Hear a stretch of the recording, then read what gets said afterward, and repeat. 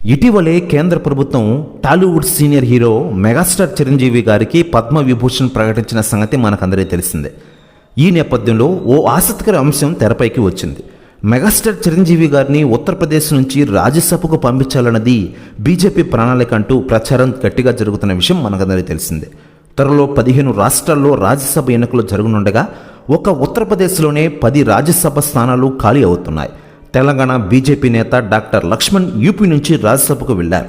ఇప్పుడు చిరంజీవి గారిని కూడా యూపీ కోటాలోని రాజ్యసభకు పంపాలని కమలనాథులు భావిస్తున్నట్లు టాక్ గట్టిగా వినిపిస్తోంది. అయితే చిరంజీవి గారు ఈ ప్రతిపాదనను ఎంతవరకు అంగీకరిస్తారన్నది ప్రశ్నార్థకంగా మారిన విషయం మనకందరికీ తెలిసిందే. మెగాస్టార్ చిరంజీవి గారు గతంలో ప్రజారాజ్యం పార్టీ పెట్టి ఏపీలో కొన్ని సీట్లు గెలిచి తాపై తన పార్టీని కాంగ్రెస్లో కలిపేసిన విషయం తెలిసిందే.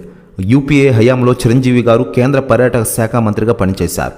అప్పట్లో రాజకీయాలకు వెళ్లిన కారణంగా 10 ఏళ్లు సినిమాలకు దూరమైన చిరంజీవి గారు మళ్లీ ఖైదీ నెంబర్ 150తో రీఎంట్రీ ఇచ్చారు. వరుస సినిమాలతో ఊపందుకున్నారు. ప్రస్తుతం ఇప్పుడు మరోసారి రాజకీయాలకు ఆయన వెళ్తారా అన్నది చర్చనీయాంశంగా మారిన విషయం మనకందరికీ తెలిసిందే.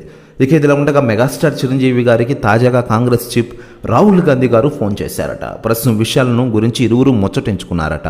ప్రస్తుతం న్యూస్ కూడా తెగ వైరల్ అవుతోంది. మరోవైపు మెగాస్టార్ చిరంజీవి గారు ప్రస్తుతం విశ్వంవరం మూవీ షూటింగ్లో బిజీగా ఉన్న విషయం మనకందరికీ తెలిసిందే.